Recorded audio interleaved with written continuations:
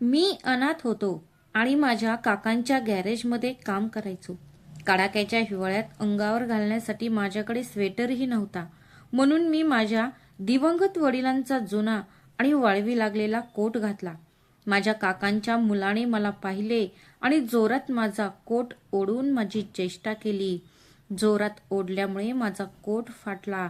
त्याच क्षणी त्यातून प्लॅस्टिकमध्ये गुंडाळलेला कागदाचा तुकडा बाहेर पडला. काकांनी तो कागद उचलला आणि त्याचा चेहरा फिक्कट पडला. मी पटकन त्याच्याकडून तो कागद हिसकावून घेतला. ते एका बँकेचं प्रमाणपत्र होतं, ज्यावर डिसेंबरच्या त्या थंड संध्याकाळची थंडी माझ्या हाडांमध्ये शिरत चालली होती आणि मी अगदी आजच्या प्रमाणेच जुन्या जीपच्या इंजिनचे भाग रॉकेलने धुत होतो. माझे हात लाल आणि मातीने इतके माखलेले होते की त्यावरील शाई माझ्या त्वचेचा भाग असल्यासारखेच वाटत होते. थंडी इतकी तीव्र होती की लोखंडी पाना धरणेही कठीण होत होते. पण मी थांबू शकत नव्हतो, कारण गॅरेजच्या कोपऱ्यात बसलेले माझे काका नागेशजी सतत त्यांच्या कडक नजरेने माझ्याकडे पाहत होते. गॅरेजला टीनचे छत होते, त्यात छिद्रे होती आणि त्यातून येणारा वरफाळ वारा थेट माझ्या पाठीवर येऊन आदळत होता. मी एक पातळ शर्ट घातला होता, त्याला अनेक ठिकाणी पॅच केलेले होते आणि त्याच्यावर एक असा स्वेटर होता ज्याचे धागे निघाले होते. तो थंडीपासून वाचण्याऐवजी माझ्या थरथरत्या अवस्थेला लपवायचे काम करत होता. मी अजूनही काही भाग साफ करत असतानाच जड लोखंडी नट माझ्या हातातून निसटून जमिनीवर पडला, ज्याचा आवाज संपूर्ण गॅरेजमध्ये घुमला. आवाज ऐकताच काका नागेशजी खुर्चीवरून असे उठले जणू काही मी त्यांचे हृदयच बाहेर काढले आहे आणि ते माझ्याजवळ येऊन उभा राहिले. त्यांच्या कर्कश आवाजाने माझे उरलेले थोडे बहुत धैर्य सुद्धा चिरडले गेले. ते ओरडले, तू अक्षम आहेस आणि तुझ्या वडिलांसारखाच आळस तुझ्या रक्तात वाहतोय. मी तुला इथे काम शिकवण्यासाठी ठेवले आहे, चुका करण्यासाठी नाही. जर हा भाग तुटला असता तर तुझे मृत वडील येऊन भरपाई करणार होते का? माझ्या काकांनी माझ्या वडिलांचा उल्लेख केल्याचे ऐकताच माझे हृदय तुटले. मी डोळे खाली केले, कारण मला माहीत होते की जर मी उत्तर दिले तर रात्रीचे जेवण बंद हे नक्की. काका नागेशजींनी पुन्हा तेच गारण गायला सुरुवात केली, जे मी गेली 10 वर्षांपासून ऐकत होतो. त्यांनी माझ्या डोक्यावर हात ठेवला आणि म्हणाले, तुझ्यावर मी जे उपकार करत आहे ते तू 7 जन्मांपर्यंत फेडू शकणार नाहीस. पुढे ते म्हणाले, जेव्हा तुझे वडील वारले तेव्हा तो खूप कर्जात बुडाला होता आणि लोक त्याचे पार्थिव शरीर सुद्धा घरातून उचलून देत नव्हते. त्यांनी त्यांच्या कष्टाच्या कमाईचा वापर करून माझ्या वडिलांचा सन्मान वाचवला आणि लोकांची तोंडे बंद केली. अन्यथा तुझा बाप तुला रस्त्यावर भीक मागण्यासाठी सोडून गेला होता. मी तुला आश्रय दिला, जेवण दिले आणि हे कौशल्यही दिले, तरी तू उपकार मानत नाहीस. काकांचे हे शब्द माझ्या हृदयावर हातोड्यासारखे आदळत होते आणि मला एखाद्या गुन्हेगारासारखे वाटत होते. माझ्या बालपणीच्या अस्पष्ट आठवणींमध्ये मला माझ्या वडिलांचा चेहरा तर आठवत नव्हता, पण माझ्या काकांच्या शब्दांनी माझ्या मनात त्यांचे चित्र तयार झाले होते, जसे की ते एक अपयशी, कमकुवत आणि निरुपयोगी माणूस होते आणि मला याची लाज वाटत होती की मी अशा माणसाचा मुलगा आहे ज्याने त्याच्या भावाला संकटात टाकले आणि स्वतःही मरून गेला. मी रात्री नेहमी हा विचार करायचो की कदाचित काका बरोबर बोलत असतील. मी खरोखरच त्याच्यावर एक ओझे आहे, एक असे ओझे ज्याला ते फक्त रक्ताच्या नात्याचा आदर करण्यासाठी सहन करत होते. मग दिवसाचे काम संपले तेव्हा रात्र झाली होती आणि थंडीही आणखी वाढली होती. माझे हात पाय सुन्न होत होते. मी दुकानाचे शटर बंद केले आणि माझ्या काकांच्या मागे घरी गेलो. घरी पोहोचताच मला उबदारपणा जाणवला, पण ती उबदारता माझ्यासाठी नव्हती. काका थेट त्यांच्या खोलीत गेले जिथे हीटर चालू होता आणि मी स्वयंपाकघराबाहेर व्हरांड्यावर पसरलेल्या जुन्या गालिच्याकडे गेलो. काकांचा मुलगा अर्पित सोफ्यावर बसून टीव्ही पाहत होता आणि गरम चहाचा आस्वाद घेत होता. मला पाहून त्याने तोंड मुरगळले. त्याने उपहासाने म्हणाला, आला वाटतं आमचा राजकुमार. आज तू किती काम केलेस? मला तर वाटते की तू दिवसभर गॅरेजमध्ये बसून माशा मारत बसला असशील.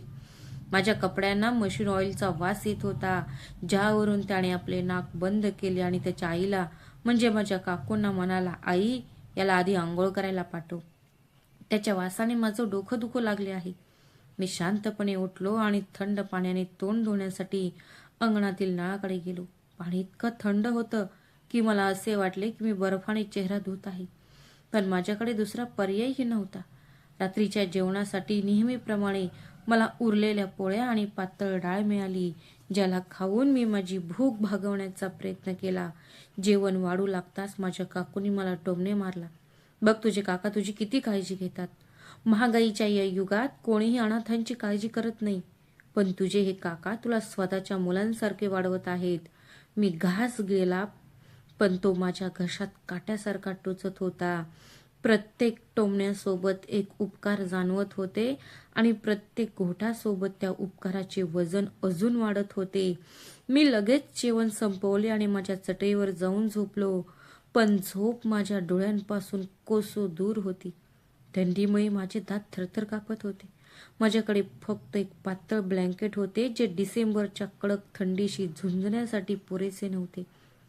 जाळीदार खिडक्यांमधून वारा सरळ आत येत होता.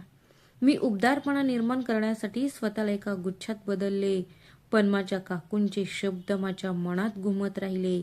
माझे वडील अपयशी व्यक्ती होते. माझे वडील खरोखरच इतके वाईट होते का? खरंच त्यांनी माझ्यासाठी काहीही सोडले नाही का? हळूहळू मला माझ्या स्वतःच्या अस्तित्वाचा तिरस्कार वाटू लागला आणि मी विचार करू लागलो की जर मी माझ्या वडिलांसोबत मेलो असतो तर आज मला दररोज असे मरावे लागले नसते. माझ्या आत चाललेल्या या गोंधळामुळे माझे शरीर तापाने जळू लागले, माझे डोके जड वाटू लागले आणि माझा घसा काट्यासारखा दुखू लागला. पण मला माहित होते की या घरात आजारी असल्यावर रजा किंवा हाफ डे असे काही नव्हते. जर मी म्हणालो की मला बरे वाटत नाही तर काका लगेच म्हणतील की मी काम टाळण्याचे निमित्त केले आहे, म्हणून मी जाण्याची तयारी करू लागलो. आज कालपेक्षाही थंडी जास्त होती. आकाश काळ्या ढगांनी झाकलेले होते आणि सूर्याची काहीच चिन्ह दिसत नव्हते. असे वाटत होते की जर आज मी एखादं उबदार कपडे घातले नाही तर मी गोठून मरेन. माझ्याकडे असलेला स्वेटर पूर्णपणे जीर्ण झाला होता. तेव्हा अचानक मला आठवले की घरातील स्टोअर रूम मध्ये जे जुना वस्तू ठेवल्या जातात तिथे मला एखादं जुनं ब्लँकेट किंवा जाड कापड मिळेल. काका आणि काका अजूनही झोपले होते आणि अर्पित त्याच्या खोलीत होता. म्हणून मी पायऱ्या चढून वरच्या मजल्यावर गेलो. तिथे धूळ आणि मातीचे साम्राज्य होते. सर्वत्र कोळीचे जाळे पसरले होते. मी अंधारात चाचपडत एक जुनी ट्रंक उघडली. त्यात माझ्या काकूची जुनी कपडे आणि इतर काही वस्तू ठेवल्या होत्या. ते ट्रंक निरुपयोगी वस्तूंनी भरलेले होते. मी निराशेने ते बंद करणारच होतो तेवढ्यात मला ट्रंकच्या तळाशी एक तपकिरी कापड लपलेले दिसले. मी ते बाहेर काढले तेव्हा दिसले की तो एक लांब लोकरीचा कोट होता. तो कोट खूप जुना वाटत होता. त्याचा रंग जागोजागी उडून गेला होता. अनेक ठिकाणी वाळवीने खाल्ला होता आणि त्याला एक विचित्र जुना वास येत होता जो मला खूप ओळखीचा वाटत होता. जणू काही बालपणीचे विसरलेले स्वप्न. मी थरथरत्या हाताने त्या कोटला स्पर्श केला. बहुतेक तो माझ्या वडिलांचा कोट होता. मला आठवतंय मी लहानपणी त्या कोटाच्या आत लपून बसत होतो. ते पाहून माझ्या मनात भावनांचे वादळ आले आणि माझ्या डोळ्यातून अश्रू वाहू लागले. ते फक्त कपड्याचा तुकडा नव्हता तर माझ्या वडिलांचा शेवटचा उरलेला ठेवा होता. ते एक स्मृतिचिन्ह होते जे माझ्या काकांच्या नजरेपासून लपलेले होते. कदाचित ते निरुपयोगी समजून याला फेकून द्यायला विसरले असतील, पण निसर्गाने ते माझ्या सध्याच्या गरजेसाठी जपून ठेवले असेल. मी त्या कोटला मिठी मारताच मला असे वाटले की मी माझ्या वडिलांना मिठी मारत आहे. त्या कोटमधून एक विचित्र आराम आणि उबदारपणाची भावना माझ्यावर पसरली. मला लागत असलेली थंडी अचानक नाहीशी झाली. मी पटकन तो कोट घातला. तो कोट माझ्यासाठी खूप मोठा होता. बाही माझ्या हातावर लटकल्या होत्या आणि त्याचा तळ माझ्या गुडघ्यांखाली पोहोचला होता. पण त्या क्षणी मला आकार किंवा मापाच्या पोशाखाची काळजी नव्हती. मला फक्त जिवंत ठेवण्यासाठी उबदारपणा हवा होता आणि या क्रूर जगापासून वाचवण्यासाठी आपले वडील असल्याने मिळणारे जे संरक्षण असते ते हवे होते. मी माझ्या कोटचे बटन लावताच मला असे वाटले की माझ्या भोवती एक मजबूत कवच तयार झाले आहे. कोट जागोजागी फाटलेला होता, पण त्यात एक अशी आपुलकीची भावना होती जी सर्वात महागड्या आणि प्रतिष्ठित कपड्यांमध्येही असू शकत नाही. मी जेव्हा माझा कोट घालून खाली आलो तेव्हा माझे हृदय धडधडत होते. मला भीती वाटत होती की माझे काका मला पाहतील आणि पुन्हा खवळतील, पण ते अजूनही त्यांच्या खोलीतच होते. मी शांतपणे घराबाहेर पडलो आणि गॅरेजकडे निघालो. वाटेत थंड वारा माझ्या चेहऱ्यावर आदळत होता, पण माझे शरीर उबदार राहिले. लोक माझ्याकडे विचित्र नजरेने पाहत होते. एका हडकुळ्या मुलावर इतका जड आणि फाटलेला कोट हा एखाद्या जोकरपेक्षा कमी वाटत नव्हता, पण मला त्यात एक विचित्र आत्मविश्वास जाणवत होता. जणू माझे वडील माझा हात धरून माझ्या सोबत चालत आहेत. गॅरेजमध्ये पोहोचल्यावर मी कामाला सुरुवात केली. आज मला थकवा जाणवला नाही. कोटचे खिसे खोल होते आणि मी माझे थंड हात वारंवार त्यात बुडवून ते गरम करत होतो. काका दुपारी आले. मला या अवस्थेत पाहून त्यांच्या भुवया उंचावल्या. ते चिडलेले दिसत होते. त्यांनी मला वर खाली पाहिले आणि म्हणाले, तू हा विदूषकासारखा पोशाख का घातला आहे? तुला हा चिंधडा कुठून मिळाला? मी घाबरून म्हणालो, काका, खूप थंडी वाजत होती आणि माझा स्वेटर फाटला होता, म्हणून मी वरच्या मजल्यावरील कपाटातून हा जुना कोट बाहेर काढला आहे. ते माझ्या बाबांचा आहे. क्षणभर काकांच्या चेहऱ्यावरून एक उदासीसारखी सावली येऊन गेली. कदाचित त्यांना त्यांच्या भावाची आठवण आली असेल, किंवा कदाचित त्यांना भीती वाटत असेल की मी कशावर तरी दावा करेन, पण त्यांचे जुने आणि कडक वर्तन लगेच परत आले. ते व्यंगात्मक हास्य करत म्हणाले, हा हा घाल, कारण तुझा बाप हाच कुजलेला फाटलेला कपडा सोडून गेला आहे. हा फाटलेला कोट त्याच्या दर्जाशी अगदी जुळत आहे आणि तो माणूसही त्याच दर्जाचा होता. त्याच्या शब्दांचे विष माझ्या मनात शिरत होते, पण मी गप्प राहिलो. मी माझा कोट माझ्या भोवती घट्ट गुंडाळला, जणू काही मी त्यांचे विषारी शब्द या कोटात अडकवत आहे आणि ते माझ्या शरीरापर्यंत पोहोचू देत नाहीये. अर्पित ही संध्याकाळी घरी परतला. कदाचित त्याला खर्चासाठी पैशांची गरज होती, किंवा कदाचित तो इकडे तिकडे भटकंती करून आला होता. मला पाहताच तो हसला आणि जवळ उभ्या असलेल्या त्याच्या मित्रांना विनोदाने म्हणाला, अरे बघा, आज माझ्या गरीब चुलत भावाने काय घातले आहे. तो ऑस्कर विजेत्या चित्रपटातील पुतळ्यासारखा दिसतोय. असे म्हणत तो माझ्याकडे आला आणि माझ्या कोटच्या कॉलरला बोटाने घासत म्हणाला, अरे, यातून तर कोणीतरी मेल्यासारखा वास येतोय.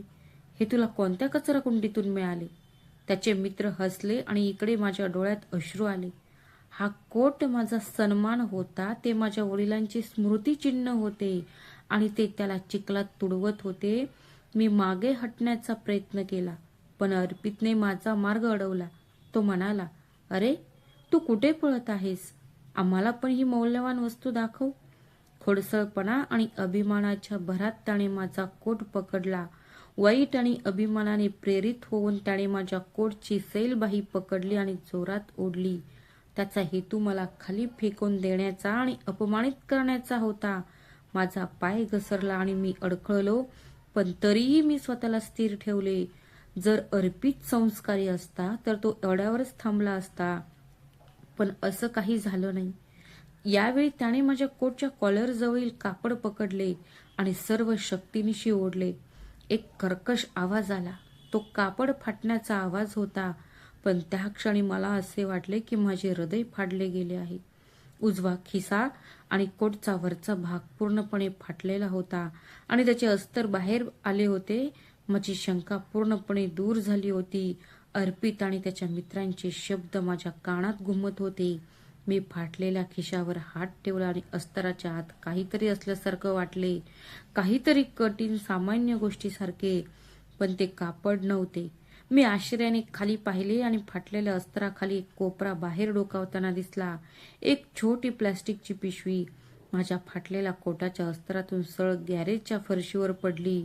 त्याच्या पडण्याचा आवाज खूपच मंद होता, इतका की ते इतर कोणीही ऐकू शकले नाही, पण माझ्यासाठी तो आवाज स्फोटकासारखा होता, कारण त्या क्षणाने माझ्या आयुष्याचा मार्ग बदलून टाकला होता. अर्पितचे हास्य, जे अजूनही त्याच्या ओठांवर होते, अचानक गुदमरले. त्याची नजर ही वाळवीने भरलेल्या आणि कुजलेल्या कोटाच्या पोटातून बाहेर पडलेल्या विचित्र वस्तूवर खेळली होती. काही अंतरावर एका ग्राहकाशी वाद घालणारे काका नागेशजी अचानक मागे वळले. त्यांची तीक्ष्ण नजर जमिनीवर पडलेल्या निळ्या प्लास्टिकच्या बॅगवर होती. गॅरेजमध्ये एक विचित्र गूढ शांतता पसरली. जणू काही निसर्गानेच काळाची नाडी पकडली आहे. माझे हृदय इतके जोरात धडधडत होते की ते माझ्या छातीतून बाहेर पडेल की काय असंच वाटत होते. मी खाली वाकून थरथरत्या हाताने ती बॅग उचलली. त्यावर लावलेली टेप खूप जुनी आणि पिवळी पडली होती, पण वरच्या प्लास्टिकने आतील कागद सुरक्षित ठेवला होता. अर्पित पुढे झाला आणि माझ्या हातातून तो कागद हिसकावून घेण्याचा प्रयत्न करत त्याच्या नेहमीच्या अहंकाराने म्हणाला, बघू आणि इकडे पाहू दे, हा काय कचरा आहे. कदाचित तुझ्या गरीब वडिलांनी घेतलेल्या जुन्या कर्जाचे बिल असेल किंवा जुन्या औषधांची चिठ्ठी असू शकते, ज्याला तू खजाना समजत आहेस. पण यावेळी माहीत नाही माझ्यात विजेसारखी शक्ती कोठून आली. मी पटकन माझा हात मागे खेचला आणि अर्पितचा हात हवेतच हलत राहिला. थरथरत्या बोटांनी मी प्लास्टिकचा टेप मागे ओढला आणि त्यातून एक चुरगळलेला कागद बाहेर काढला. तो उघडताच माझे डोळे विस्फारले. हा सामान्य कागद नव्हता किंवा इतर कोणत्याही कर्जाची यादी नव्हती. ती एका बँकेच्या फिक्स डिपॉझिटचे प्रमाणपत्र होते, ज्यावर माझ्या दिवंगत वडिलांचे नाव आणि माझे नाव स्पष्टपणे लिहिलेलं होतं. तळाशी लिहिलेली रक्कम पाहून मी थक्क झालो, कारण ते पूर्ण 50 लाख लिहिले होते. पूर्ण 50 लाख रुपये. माझ्या वडिलांनी 10 वर्षांपूर्वी माझ्या नावावर ही रक्कम जमा केली होती. त्याखाली एका चिठ्ठीत लिहिले होते की माझा मुलगा जेव्हा 18 वर्षांचा होईल तेव्हा त्याला हे पैसे मिळतील, जेणेकरून तो सन्मानाने जीवन जगू शकेल. मी आधीच 18 वर्षांचा होतो. माझ्यासाठी हा फक्त कागदाचा तुकडा नव्हता, तर माझ्या स्वातंत्र्याची घोषणा होती. क्षणभर माझे डोळे अंधकारमय झाले आणि मग अचानक माझ्या डोळ्यात प्रकाश आला. गेल्या 10 वर्षात काकांनी मला सांगितलेल्या सर्व गोष्टी मला आठवू लागल्या. ते माझ्या मनात विष ओतत होते. म्हणत होते, तुझे वडील कर्जबाजारी होते, तुझे वडील भिकारी होते, त्यांनी तुझ्यासाठी अपमानाशिवाय काहीही सोडले नाही. म्हणजे ते सर्व खोटे होते. एक उघड खोटे. माझे वडील कर्जदार नव्हते. त्यांनी माझ्यासाठी खूप काही सोडून गेले होते. मला राजासारखे आयुष्य देऊन गेले होते. पण आज त्या कोटाच्या अस्त्रात लपलेले हे रहस्य माझ्या काकांच्या चारित्र्याची कुरूप बाजू उघड करत होते. मी त्याच्याकडे वर तोंड करून पाहिले तर त्यांचा चेहऱ्याचा रंग फिकट पडला होता. त्यांच्या कपाळावर घामाचे थेंब स्पष्ट दिसत होते. कडाक्याची थंडी असूनही ते घामाने भिजले होते, कारण त्यांनी हा कागद ओळखला होता. त्यांना त्यात काय लिहिले आहे तेही माहीत होते. त्यांच्या डोळ्यात भीती आणि लोभाचे मिश्रण दिसत होते, जे मी स्पष्टपणे वाचू शकत होतो. ते माझ्याकडे धावत आले. त्यांच्या चेहऱ्यावरून कृत्रिम मऊपणा नाहीसा झाला होता. त्याच्या जागी एक द्रुत हास्य आले. ते अडखळत म्हणाले, बाळा, हे काय आहे? बघू, आण बरं, मला दाखव. ते निरुपयोगी आहे. मी ते फाडून फेकून देतो. तू याला विसरून जा. त्यांनी त्यांचा हात माझ्याकडे केला, पण तो थरथरत होता. हा तोच हात होता जो काही वेळापूर्वी मला चापट मारण्यासाठी वर उचलला होता, आणि आता तोच हात भीक मागत होता. मी कागद मुठीत घट्ट धरला आणि पहिल्यांदाच काकांच्या डोळ्यात डोळे घालून पाहिले. माझ्या नजरेत आता तो अनाथ असहाय्य मुलगा नव्हता, तर एक असा माणूस होता ज्याचे हक्क त्याच्याकडून हिरावून घेण्यात आले होते. मी कठोरपणे म्हणालो, काका, मी हे तुम्हाला देणार नाही. हा कागदाचा तुकडा नाहीये. हे माझ्या वडिलांचं प्रेम आहे, जे तुम्ही माझ्यापासून लपवून ठेवलं होतं. हे असे सत्य आहे जे तुमच्या खोट्या प्रेमाचा डोंगर फोडून टाकेल. तुम्ही मला सांगितले होते की माझे वडील कर्जबाजारी आहेत. तुम्ही मला 10 वर्षे तुमच्या घरात गुलाम म्हणून ठेवले, जेणेकरून मला सत्य कधीच सापडणार नाही. तुम्हाला भीती होती की जर मला हे सत्य कळले तर तुमच्या घरातला नोकर आणि बिनपगारी कामगार हातातून निघून जाईल. जेव्हा काकांनी पाहिले की मी त्यांचे शब्द ऐकत नाही, तेव्हा त्यांचा स्वर बदलला. ते ओरडले, अरे नालायक मुला, तू माझ्याशी असे उद्धटपणे बोलत आहेस. हा कागद माझा आहे. तुझ्या वडिलांनी माझ्याकडून पैसे उधार घेतले होते आणि हे त्यांचेच पैसे आहेत. ते मला दे, नाहीतर मी तुला मारून टाकेन. अर्पितला अजून परिस्थिती पूर्णपणे समजली नव्हती, पण त्याच्या वडिलांचा राग पाहून तो मला पकडण्याच्या आशेने माझ्याकडे सरकला.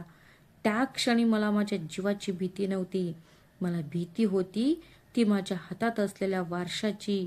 मला माहीत होते की जर त्यांनी आज हे कागदपत्र ताब्यात घेतले तर माझे वडील दुसऱ्यांदा मरतील आणि मी कायमचा गुलाम राहीन. काकांनी माझ्यावर झडप घातली, माझी कॉलर पकडली आणि मला भिंतीवर ढकलले. त्यांची बोटे माझ्या गळ्यावर रुतत होती आणि ते ओरडत होते, ते कागद बाहेर काढ नाही तर मी तुझा गळा दाबून टाकेन.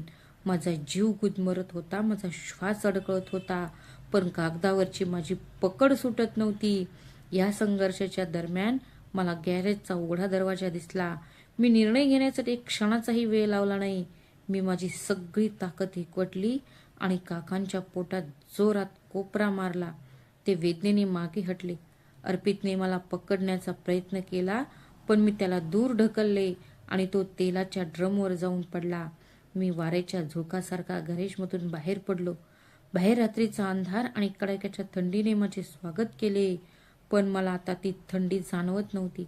माझ्या आत एक आग पेटली होती. सूड आणि सत्याच्या त्या आगीने मी अणवाणी रस्त्यावर धावत होतो. माझ्या मागे काकांच्या शिव्या आणि धमक्यांचे आवाज येत होते. पकडा पकडा, त्याला पकडा, तो चोर आहे, त्याने माझे सर्वस्व हिरावून घेतले आहे. पण मी मागे वळून पाहिले नाही. मी माझ्या उजव्या हातात तो कागद धरला आणि डाव्या हातात माझा फाटलेला कोट धरला. हा कोट आता फक्त कपड्याचा तुकडा नव्हता, तो माझे जीवन होता. असे वाटत होते माझे वडीलही माझ्यासोबत धावत होते. वारा माझ्या कानात कुजबुजला, पळ, वेगाने पळून जा, हे जुलमी लोकांचे शहर आहे. मी शहरातील त्या जुन्या वकिलाच्या घराकडे धावत निघालो होतो, ज्याचे नाव मी लहानपणी माझ्या वडिलांकडून ऐकले होते आणि जे त्यांच्या खूप जवळचे मित्र होते. मला आठवतंय की माझ्या काकांनी त्यांच्याशी माझा संपर्क तोडला होता, हे सांगून की ते धोकेबाज आहेत. पण आज मला समजलं की धोकेबाज कोण होतं. रस्ता निर्जन होता आणि कुत्रे भुंकत होते. माझ्या पायात दगड टोचत होते, पण मी थांबलो नाही, कारण मला माहीत होतं की जर मी आज थांबलो तर माझी कहाणी इथेच संपेल. मी खूप वेगाने धावत होतो. असे वाटत होते की आज माझे हृदय फुटणार आहे, पण एक विचित्र शक्ती मला पुढे ढकलत होती. शेवटी मी वकिलाच्या घरी पोहोचलो आणि त्यांच्या दारात वेड्यासारखा उभा राहून दार ठोठावू लागलो. दार उघडायला थोडा वेळ लागला आणि त्या दरम्यान प्रत्येक आवाजाने मला वाटत होते की काका नागेशजी माझ्या मागे आले आहेत. माझे संपूर्ण शरीर घामाने भिजले होते आणि माझ्या फाटलेल्या कोटातून माझी आकृती दिसत होती. दार उघडले. दार उघडताच मला समोर पाहून वकिलाने आश्चर्याने माझ्याकडे पाहिले आणि मी पूर्ण थकून त्यांच्या पायात कोसळलो. हातातील कागद पुढे केला आणि फक्त एवढंच म्हणालो, काका प्लीज मला वाचवा. हे माझ्या वडिलांचे शेवटचे स्मृतिचिन्ह आहे. त्यानंतर माझी दृष्टी अंधारली, पण मी बेशुद्ध होण्यापूर्वी मला असे वाटले की आता माझे आणि माझ्या वडिलांचे स्वप्न सुरक्षित आहे. जेव्हा मी माझे डोळे उघडले तेव्हा मला माझ्या भोवती एक विचित्र अपरिचित उबदारपणा जाणवला. ही ती थंड ओलसर जमीन नव्हती जिथे मला वर्षानुवर्ष झोपण्याची सवय होती. त्याऐवजी तो एक मऊ पलंग होता, ज्याच्या वासाने माझ्या इंद्रियांना व्यापून टाकले. मी घाबरून जागा झालो आणि भीतीने आजूबाजूला पाहिले. डोळे उघडताच मला पहिला विचार आला की मी स्वप्न पाहत आहे किंवा मी मेलो आहे, कारण हे स्वर्गासारखेच घर होते. मी इकडे तिकडे पाहू लागलो. तेवढ्यात मला खोलीच्या कोपऱ्यात आरामदायक खुर्चीवर बसलेला एक वृद्ध माणूस दिसला. त्या माणसाला पाहून मला मागच्या रात्रीचे भयानक आणि खळबळजनक दृश्य आठवले, जेव्हा मी काकाच्या तावडीतून सुटलो होतो आणि जीवाची पर्वा न करता या वकिलांच्या घरी आलो होतो. हे तेच वृद्ध वकील होते ज्यांचे केस रुपेरी झाले होते आणि त्यांच्या चेहऱ्यावर खोल गांभीर्य आणि प्रेम दिसून येत होते. त्यांच्या हातात तीच प्लॅस्टिकची पिशवी आणि कागद होता ज्याने मला पुन्हा जिवंत केले. ती माझी संपत्ती होती. मला शुद्धीवर आल्याचे पाहून वकील हसले आणि म्हणाले, काळजी करू नकोस बाळा, तू आता माझ्या घरी आहेस आणि पूर्णपणे सुरक्षित आहेस. मी थरथरत्या आवाजात विचारले, वकील साहेब, माझे काका इथे आले होते का? ते मला घेऊन जातील का? वकील साहेब उठले, माझ्या डोक्यावर हात फिरवला आणि म्हणाले, जगातील कोणतीही शक्ती आता तुला त्या ठिकाणी घेऊन जाऊ शकत नाही. मी आता तुला त्या नरकात जाऊ देणार नाही. जिथे तू तुझ्या आयुष्यातील सर्वात वाईट वर्षे घालवलीस. मग त्यांनी तो कागद माझ्यासमोर ठेवला आणि स्पष्ट केले की तुझे वडील एक दूरदर्शी होते. आजारपणाच्या शेवटच्या दिवसात त्यांना एक पूर्वसूचना मिळाली होती की त्यांचा भाऊ नागेश हा खूप लोभी आणि वाईट माणूस आहे, जो त्यांच्या मरणानंतर तुझी काळजी घेणार नाही. त्यामुळे त्यांनी त्यांच्या आयुष्यभराच्या मेहनतीच्या कमाईला फिक्स डिपॉझिटच्या रूपात गुंतवून ठेवली आणि त्यांची वसीहत अशी बनवली की ते पैसे फक्त त्यांच्या खूप जवळच्या व्यक्तीलाच मिळावे. हे सांगताना वकिलाचे डोळे ओले झाले. ते म्हणाले, तुझ्या वडिलांनी मला सांगितले होते की हा कागद मी या कोर्टात यासाठी लपवत आहे कारण मला पूर्ण विश्वास आहे की माझ्या मृत्यूनंतर माझा भाऊ माझ्या मुलाला एखादे नवीन कपडेही खरेदी करणार नाही. एवढेच नाही तर तो माझा जुना कोटही त्याला वापरायला देणार नाही आणि माझा मुलगा थंडीत थरथर कापेल तेव्हा तो माझा हा कोट नक्की घालेल आणि ही बातमी काकांपर्यंत नक्की पोहोचेल. हे ऐकून माझे मन भरून आले आणि मी रडू लागलो. माझ्या वडिलांनी त्यांच्या मृत्यूनंतरही माझ्या गरजा भागवल्या होत्या. तो फाटलेला कोट केवळ त्यांच्या आत्म्यानेच नव्हे तर माझ्या वडिलांच्या प्रेमाने भरलेला होता. आम्ही अजूनही बोलत होतो तेव्हा अचानक दारावर जोरात ठोठावण्याचा आवाज आला. त्यानंतर पोलिसांच्या सायरनचा आवाज आला. माझे हृदय भीतीने धडधडू लागले. मला वाटले नागेश काका पोलिसांना घेऊन आले आहेत आणि आता मला चोर सिद्ध करून तुरुंगात पाठवणार आहेत. वकील साहेबांनी माझी परिस्थिती समजून घेतली आणि ते स्वतः बाहेर गेले. मी घाबरून खिडकीतून बाहेर डोकावले. खरंच नागेश काका बाहेर उभे होते आणि त्यांच्यासोबत 2 पोलीस होते. नागेश काका ओरडत होते, इन्स्पेक्टर साहेब, हे ते घर आहे जिथे माझा भाचा लपला आहे. या वकिलांनी त्याला धरून ठेवले आहे, त्याचे अपहरण केले आहे आणि या मुलाने माझ्या घरातून 50 लाख रुपयांचे दागिने आणि रोख रक्कम चोरून पळून आला आहे. पोलिसांनी वकील साहेबांशी गैरवर्तन करण्याचा प्रयत्न केला, परंतु वकील साहेब शहरातील एक प्रसिद्ध कायदेतज्ञ होते. त्यांनी आपल्या अधिकाराचा वापर करून मोठ्या आवाजाने पोलिसांना थांबवले आणि म्हणाले, सावध राहा. जर कोणी वॉरंटशिवाय माझ्या अशिलाच्या घरात घुसण्याचा प्रयत्न केला तर. मग त्यांनी पोलिसांना ती कागदपत्रे दाखवली आणि म्हणाले, हा मुलगा चोर नाही तर या मालमत्तेचा खरा वारस आहे आणि हा नागेश नावाचा एक माणूस जो स्वतःला त्याचा पालक असल्याचा दावा करतो. तो प्रत्यक्षात एक हडप करणारा आणि फसवणूक करणारा व्यक्ती आहे, ज्याने एका अनाथाची मालमत्ता हडप करण्याचा प्रयत्न केला आहे. वकील साहेबांनी नागेश काकांच्या डोळ्यात सरळ पाहिले आणि म्हणाले, नागेश साहेब, तुम्ही जर आत्ताच इथून निघून गेले नाही तर मी तुमच्यावर अनाथांच्या मालमत्तेची हडप, फसवणूक आणि याला जीवे मारण्याची धमकी दिल्याबद्दल खटला दाखल करेन आणि माझ्यावर विश्वास ठेवा, तुम्हाला आयुष्यभर तुरुंगात राहावे लागेल. माझे काका जे पोलिसांना सोबत घेऊन शहरावर राज्य करत होते, ते वकिलाच्या कायदेशीर युक्तिवादांना आणि धमक्यांना घाबरून शांतपणे उभे राहिले. त्यांना जाणवले की बाजू त्यांच्या नियंत्रणाबाहेर गेली आहे. ते दातावर दात घासत आणि माझ्याकडे रागाने पाहत निघून गेले, पण त्यांच्या डोळ्यातील सुडाच्या भावनेने मला अगदी हादरवून टाकले होते. वकील साहेबांनी दार बंद केल्याने म्हणाले, बाळा, आपण ताबडतोब कायदेशीर कारवाई पूर्ण केली पाहिजे, कारण हे लोक इतक्या सहजपणे हार मानत नाहीत. दुसऱ्या दिवशी आम्ही बँकेत गेलो. बँकेचे कर्मचारी त्या वकिलांना ओळखत होते, त्यामुळे आम्हाला जास्त वेळ वाट पाहावी लागली नाही. पण माझे हृदय धडधडत होते. मला सतत भीती वाटत होती की काहीतरी अडचण येऊ नये. बँकवाले म्हणतील की कागदपत्रे खोटी आहेत, ती फसवी आहेत किंवा याची मुदत संपली आहे. जेव्हा मॅनेजरने प्रमाणपत्र पाहिले तेव्हा त्यांनी खात्री करण्यासाठी संगणक रेकॉर्ड तपासले. ते काही मिनिटे मला शतकांसारखे वाटले. शेवटी मॅनेजरने वर पाहिले आणि माझ्याकडे हसून म्हणाले, अभिनंदन बाळा, हे प्रमाणपत्र पूर्णपणे खरे आहे आणि त्यावर मिळालेला नफा मोजला तर ही रक्कम आता 60 लाख रुपयांपेक्षा जास्त आहे. कालपर्यंत मी 100 रुपयांसाठी काकांच्या शिव्या ऐकायचो. आज मी लाखांचा मालक आहे यावर माझा विश्वासच बसत नव्हता. वकिलांनी कायदेशीर औपचारिकता पूर्ण केल्या माझी सही घेतली आणि मी आता 18 वर्षांचा असल्याने संपूर्ण रक्कम थेट माझ्या नावाने उघडलेल्या खात्यात जमा करण्यात आली.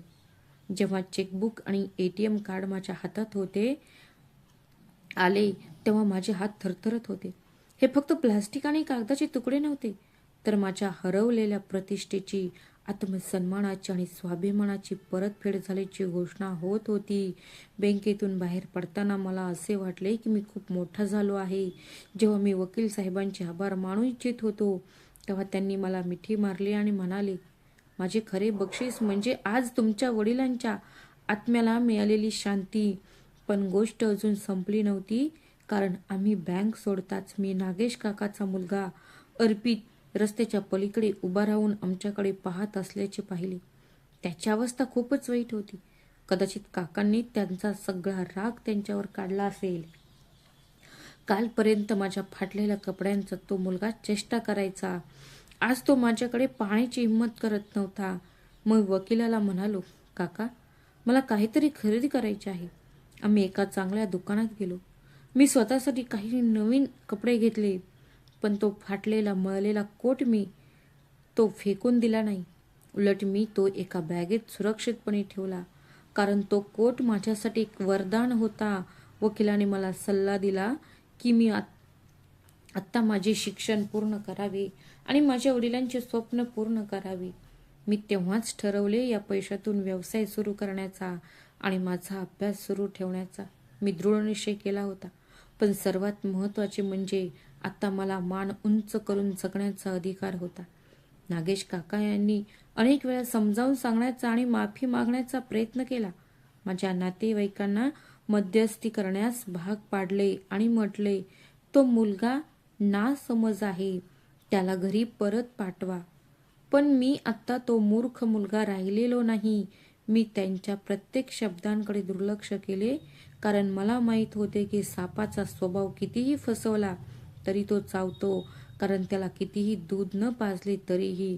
वकिलाने माझी कायदेशीररित्या काळजी घेतली आणि मला त्याच्या घराच्या एका भागात राहण्यासाठी जागा दिली, जिथे मी माझे नवीन जीवन सुरू केले. त्या रात्री जेव्हा मी झोपायला गेलो तेव्हा मी माझा जुना कोट माझ्या उशीखाली ठेवला. त्याचा खिसा अजूनही फाटलेला होता, पण त्याच खिशाने माझ्या नशिबाचा मार्ग बदलला होता. मी एका गाढ, शांत, निर्भय झोपेत होतो, ज्याची मी वर्षानुवर्ष वाट पाहत होतो. मला खात्री होती की माझे वडील आकाशातून माझ्यावर हसत असतील. त्यांना काळजी वाटत असेल की त्यांचा मुलगा आता असहाय्य राहिला नाही, तर तो एक स्वतंत्र माणूस झाला आहे. पण मला माहीत नव्हते की नियती माझी पुन्हा परीक्षा घेणार आहे, कारण संपत्ती त्याच्यासोबत नवीन शत्रू आणते आणि नागेश काका यांचे मौन ते एखाद्या मोठ्या वादळाचे लक्षण असू शकते. जरी क्षणभरासाठी मी जिंकलो असलो तरी हा विजय सत्याचा विजय होता. वकिलाच्या दयाळूपणाने आणि बँकेतून मिळालेल्या पैशाने माझ्या आयुष्याचा मार्ग बदलला होता. परंतु माझ्या आतला तो घाबरलेला मुलगा अजून जिवंत होता. तो रात्रीचा ओरडत उठून बसायचा. मला अनेकदा असे वाटायचे की नागेश काका मला त्या अंधाऱ्या गॅरेजमध्ये परत ओढत आहेत, पण मी एक शब्दही बोलू शकत नव्हतो. वेळ निघून गेला आणि मी शहर सोडण्याचे धाडस केले. मी मुख्य बाजारपेठेत कारचे स्पेअर पार्ट्स विकणारे एक दुकान उघडले. माझ्या वडिलांनी मला दिलेल्या विश्वासावर हा व्यवसाय सुरू झाला होता, त्यामुळे त्याचे नाव मी अमानत ॲटोज ठेवले. माझी बुद्धिमत्ता, कठोर परिश्रम आणि वकिलाच्या मार्गदर्शनाचा फायदा झाला आणि माझा व्यवसाय काही वेळातच भरभराटीला आला. नागेश काकाच्या गॅरेजमध्ये पूर्वी लुटले जाणारे ग्राहक आता माझ्या दुकानात येऊ लागले, जिथे त्यांना वाजवी किमतीत खऱ्या वस्तू मिळाल्या. दरम्यान नागेश काकाची गॅरेज हळूहळू मोडकळीस आली. त्यांच्या बेईमानी आणि ग्राहकांशी गैरवर्तन करण्याच्या बातम्या संपूर्ण शहरात पसरल्या होत्या. नियतीचा सूड शांत होता पण कठोर होता. ज्या गॅरेजमध्ये मला थंडीत थरथर कापायला भाग पाडले जात होते ते आता शांत होते. मी अडचणीत होतो आणि ग्राहक येणे बंद झाले होते, पण मी म्हटल्याप्रमाणे संपत्ती नवीन शत्रू निर्माण करते आणि जुन्या शत्रूंच्या मत्सराला खत पाणी घालते. नागेश काका माझे यश पाहून जळत होते. मला असे बातम्या येत राहिल्या की त्यांनी बाजारात माझ्याविरुद्ध अफवा पसरवल्या. मी त्यांचे पैसे चोरून हे नवीन दुकान उघडले आहे, माझ्याकडे ठोस कायदेशीर पुरावे होते, त्यामुळे ते मला इजा करू शकत नव्हते. पण जखमी साप मरण्यापूर्वी आणखी धोकादायक बनतो आणि हल्ला करण्याच्या संधीची वाट पाहतो. हिवाळीची एक उदास संध्याकाळ आली होती. अगदी घरातून पळून जाण्याच्या दिवसासारखी. दुकान बंद होण्याची वेळ झाली होती तेव्हा अचानक मला दुकानाच्या दारावर एक सावली दिसली. मी बाहेर डोकावून पाहिले तर तो माझा चुलत भाऊ अर्पित होता. तो विद्रूप झाला होता, त्याचे कपडे मळलेले होते आणि तो रडत होता. त्याला पाहून माझे रक्त उकळले आणि जुन्या जखमा पुन्हा उघडल्या गेल्या. मी त्याला दुकानातून बाहेर जाण्यास सांगितले, पण तो माझ्या पायात पडला आणि विनवणी करू लागला. भाऊ, मला माफ कर. आम्ही पूर्णपणे उद्ध्वस्त झालो आहोत. तुझ्या काकांना हृदयविकाराचा झटका आला आहे आणि ते रुग्णालयात नाही तर घरीच अंथरुणाला गेले आहेत. आमच्याकडे उपचारासाठी पैसे नाहीत. डॉक्टरांनी हार मानली आहे. त्यांच्या शेवटच्या क्षणी ते तुझी माफी मागू इच्छितात. ते वारंवार तुझे नाव घेत आहेत. देवासाठी तर एकदा त्यांना भेटायला चल, नाहीतर ते शांतपणे मरू शकणार नाहीत. अर्पितची अवस्था आणि काकांच्या आजाराबद्दल ऐकून माझे हृदय पिळवटून गेले. माणूस कितीही मोठा झाला असला तरी रक्ताचे नाते आणि बालपणीच्या भावना अपरिहार्यपणे एक कमकुवतपणा बनतात. वकिलाने मला त्यांच्यावर कधीही विश्वास ठेवू नये असा इशारा दिला होता. पण अर्पितचे अश्रू इतके खरे वाटले की त्या क्षणी मला वाटले की कदाचित निसर्ग त्यांना त्यांच्या कृत्यांसाठी शिक्षा देत आहे आणि आता त्यांना खरोखरच पश्चाताप झाला आहे. मला वाटलं की मी एका मरणाऱ्या माणसाला माफ करावे. कदाचित त्यामुळे माझ्या वडिलांच्या आत्म्याला शांती मिळेल. मी दुकान बंद केले आणि माझ्या नवीन गाडीने अर्पित सोबत माझ्या जुन्या परिसराकडे निघालो. पूर्ण रस्त्यात अर्पित त्याच्या आणि काकांच्या चुका कबूल करत राहिला, ज्यामुळे तो खरोखरच बदलला आहे यावर माझा विश्वास दृढ झाला. जेव्हा मी त्या दुर्दैवी रस्त्यावर पोहोचलो तेव्हा तो चारी बाजूनी निर्जन होता. गॅरेज बंद आणि घर भयानक शांततेने भरलेले होते. गाडीतून उतरताच मला माझ्या बालपणीतील तोच जुना वास आणि छातीत गुदमरल्यासारखे वाटले. अर्पित मला आत घेऊन गेला. घरात अंधार आणि भयानक शांतता होती. मला आश्चर्य वाटले की जर काका मरणार आहेत तर तिथे कोणी नातेवाईक किंवा शेजारचे कोणी का उपस्थित नव्हते. मग अर्पित म्हणाला की बाबांनी आम्हाला कोणालाही आमंत्रित करण्यास मनाई केली होती. त्यांना फक्त तुला भेटायचे होते. आम्ही काकांच्या खोलीत प्रवेश केला. ते बेडवर पडले होते. त्यांना ब्लँकेटने झाकले होते. ते जोर जोरात श्वास घेत होते, जणू काही त्यांचा शेवटचा क्षण जवळ आला आहे. मी हळूहळू त्यांच्याकडे गेलो आणि म्हणालो, काका, मी आलो आहे. मी तुम्हाला माफ केलं आहे. तुम्ही काळजी करू नका. मी त्यांच्या जवळ जाताच अचानक दार बंद झाले आणि कळीचा आवाज आला. मी आश्चर्याने मागे वळून पाहिले तर अर्पित दाराशी हसत उभा राहिला होता. त्याच्या डोळ्यातून अश्रू निघून गेले होते आणि त्याचे जुने खोडकर भाऊ परत आले होते. मला काही कळायच्या आतच बेडवर पडलेला तो माणूस अचानक उठून बसला. ते माझे काका होते आणि ते अगदी ठीक होते. त्यांच्या हातात एक जाड काठी होती. त्यांचा आजारपण हा फक्त मला या सापळ्यात अडकवण्यासाठी रचलेला एक ढोंग होता. मला माझा स्वतःचा मूर्खपणा आणि वकिलाचा सल्ला आठवला, पण खूप उशीर झाला होता. मी सिंहाच्या गुहेत सापडलो होतो. काकाने तोंडातून एक बधीर करणारे हास्य बाहेर काढले, जे खोलीच्या भिंतीवर आदळले आणि म्हणाले, आला माझा पुतण्या, माझा आज्ञाधारक मुलगा. माहीत होते की तुझे वडील जेवढे मूर्ख होते तेवढाच तूही मूर्ख आहेस. त्यालाही अशा प्रकारेच लुटले होते आणि तुलाही त्याच रस्त्यावर आणले आहे. त्यांनी काठी उगारली आणि म्हणाली, आता ते 50 लाख रुपये जे तू घेऊन पळून गेला होतास आणि त्यावर जो नफा तू कमवलेला आहे तो व्याजासह परत करण्याची वेळ आली आहे. त्यांनी खिशातून काही स्टॅम्प पेपर बाहेर काढले आणि म्हणाले, या कागदपत्रांवर सही कर. त्यानुसार तू तुझे दुकान, तुझी गाडी आणि तुझा संपूर्ण बँक बॅलन्स स्वेच्छेने माझ्या काकाच्या नावावर हस्तांतरित करत आहे. जर तू सही केली तर कदाचित तुला जिवंत सोडले जाईल, नाहीतर आजची रात्र ही तुझी शेवटची रात्र असेल आणि जगाला वाटेल की तू शॉर्ट सर्किटमुळे लागलेल्या आगीत जळून मेला आहेस. मी नक्कीच घाबरलो होतो, पण मी आता तो कमकुवत मुलगा राहिलेला नव्हतो, ज्याच्याकडे स्वतःला वाचवण्यासाठी फक्त 500 होते. मी ठामपणे म्हणालो, काका, तुम्ही चुकीच्या गैरसमजात आहात. हे धन माझ्या भाग्याचे आहे आणि यातील मी तुम्हाला एक पैसाही देणार नाही. तुम्ही मला मारू शकता, पण माझा विश्वास हिरावून घेऊ शकत नाही. हे ऐकून काकांचा चेहरा रागाने लाल झाला.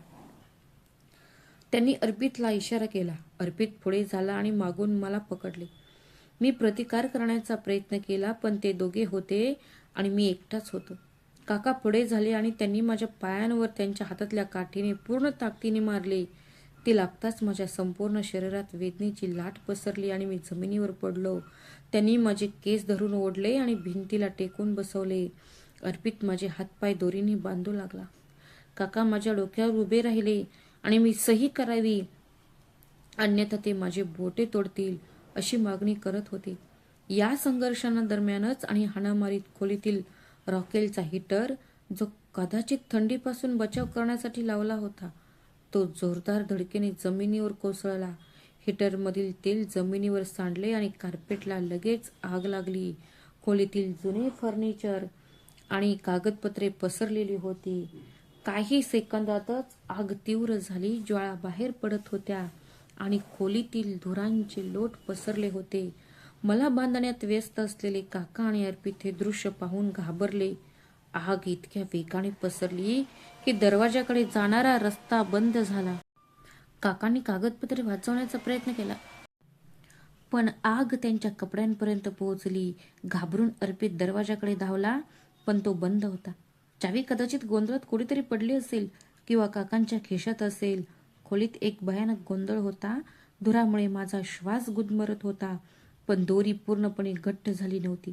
ती माझी सर्व शक्ती वापरून अर्पितच्या लंगड्या हातातून स्वतःला सोडवले. आता आम्ही तिघेही मृत्यूच्या उंबरठ्यावर होतो. काका खोकत होते, ज्वाळाने वेढलेले होते आणि अर्पित दरवाजा तोडण्याचा प्रयत्न करत होता. मी प्रयत्न केला, पण अयशस्वी झालो. माझ्याकडे निर्णय घेण्यासाठी एक क्षण होता. माझ्या जीवासाठी पळायचे की मला मारण्याचा कट रचणाऱ्या निर्दयी लोकांना मदत करायची. माझ्यातील व्यक्ती आणि मी स्वतःला दिलेले संगोपन मला एकटे पळू नको असे सांगत होते. मी माझ्या शर्टाने माझे नाक झाकले आणि जुन्या नाजूक लाकडी खिडकीकडे धावलो. माझे काका ज्या जड खुर्चीवर बसले होते ते मी उचलली आणि माझ्या सर्व शक्तीने ती खिडकीच्या काचा आणि चौकटीवर आदळली. खिडकीची काच फुटले आणि ताजी हवा गेली. वाऱ्याचा एक झोत आला. मी अर्पितला हाक मारली, इकडे ही खिडकी तुटली आहे. अर्पितने लगेच बाहेर उडी मारली, पण काका नागेश अजूनही आगीत अडकले होते. त्यांच्या शर्टला आग लागली होती आणि ते जमिनीवर पडत होते. ते ओरडत म्हणाले, बाळा, मला वाचव, मला सोडून जाऊ नकोस. मी क्षणभर विचार केला, हा तोच माणूस आहे ज्याने माझे जीवन नरक बनवले होते. जर तो आज जळाला असता तर कदाचित जग एका दृष्ट माणसापासून मुक्त झाले असते. मग मला तो फाटलेला कोट आठवला ज्याने मला वाचवले होते. तो कोट द्वेषाचे प्रतीक नव्हता, तर प्रेम आणि संरक्षणाचे प्रतीक होता. स्वतःचा जीव धोक्यात घालून मी खोलीत पडलेला एक जड ब्लँकेट उचलला आणि आगीत उडी मारली. मी ब्लँकेट काकांवर टाकले आणि त्यांना खिडकीजवळ घेऊन गेलो. आगीने माझे हात आणि चेहरा जळून गेला, पण मला काहीच वेदना जाणवल्या नाहीत. मी माझ्या बेशुद्ध काकांना खिडकीतून बाहेर ढकलले आणि स्वतः उडी मारली. आम्ही घराच्या मागच्या बाजूला पडलो, जिथे ओला चिखल होता. आता स्फोट झाला आणि आग छतापर्यंत पोहोचली होती. लोक जमले होते आणि अग्निशमन दलाच्या गाड्यांचा आवाज ऐकू येत होता. मी माझ्या काकांकडे पाहिले. ते चिखल आणि राखेने माखलेले होते. ते वाचले होते, पण त्यांचे घर, गॅरेज आणि इतर सर्व काही नष्ट झाले होते. ज्या गॅरेजमध्ये मी भीतीने थरथर कापत होतो, तेच गॅरेज आता जळत होते. नियतीने सूड उगवला होता. पोलीस आणि रुग्णवाहिका आली होती. काका आणि अर्पितला रुग्णालयात नेण्यात आले. मलाही किरकोळ दुखापत झाली, पण मी तिथेच उभा राहून जळत्या घराकडे पाहत होतो. आग विझवल्यावर फक्त राख उरली. बातमी ऐकून वकीलही तिथे पोहोचले. त्यांनी मला मिठी मारली आणि म्हणाले, आज तू सिद्ध केलंस की तू कुणाचा मुलगा आहेस. पोलिसांनी चौकशी केलं तेव्हा अर्पित रडला आणि त्याने सत्य उघड केले. त्याने माझे अपहरण केले होते आणि एका कागदपत्रावर सही करण्यास भाग पाडले होते. तो पूर्णपणे जळाला होता, पण तो जिवंत होता. त्याच्या विरुद्ध फसवणुकीचा गुन्हा दाखल करण्यात आला. तो अंथरुणाला खिळला होता. आता त्याच्याकडे घर, व्यवसाय किंवा कोणताही आदर नव्हता. त्याने माझ्यासाठी पेटवलेल्या आगीत सर्व काही नष्ट झाले होते. मी त्याला भेटायला गेलो तेव्हा तो माझ्या डोळ्यात पाहू शकला नाही. त्याच्या डोळ्यात अश्रू नव्हते. मी त्यांना काही पैशांनी फळे दिली आणि आदराने म्हणालो, काका, तुम्ही फाडलेल्या त्या कोटात फक्त पैसेच नव्हते, तर माझ्या वडिलांकडून मला मिळालेले काहीतरी होते. मी तुम्हाला माफ करतो, कारण माझे उर्वरित आयुष्य द्वेषाच्या ओझ्याने भरून काढायचे नाही. मी बाहेर गेलो तेव्हा सूर्य उगवत होता. अजूनही थंडी होती, पण मला आता थंडी जाणवत नव्हती, कारण एक विचित्र शांतता माझ्यात पसरली होती. ही शांतता जगातील कोणत्याही आगीपेक्षा मजबूत होती. मी माझ्या गाडीत बसलो आणि माझ्या दुकानाकडे निघालो, जिथे एक नवीन पहाट आणि नवीन यश माझी वाट पाहत होते. अत्याचारी व्यक्तीची दोरी नेहमीच अतूट राहील या विश्वासाने कथेचा शेवट झाला. ते कमकुवत आहे, पण जेव्हा ते ओढले जाते तेव्हा त्याला सावरण्यासाठी वेळ नसतो आणि पीडितांच्या हताश रडण्याने संयमाचे फळ नक्कीच मिळते. फाटलेला कोट आता माझ्या घरात एका सुंदर चौकटीत आहे, जो मला दररोज आठवण करून देतो की एखाद्या व्यक्तीचा खरा वारस म्हणजे त्याचे चारित्र्य. माझे बँक बॅलन्स आता सुरक्षित आहेत.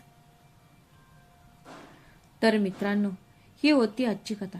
जर तुम्हाला कथा आवडली असेल तर व्हिडिओला लाईक करा आणि चॅनलला सबस्क्राईब करायला विसरू नका. श्री स्वामी समर्थ. धन्यवाद.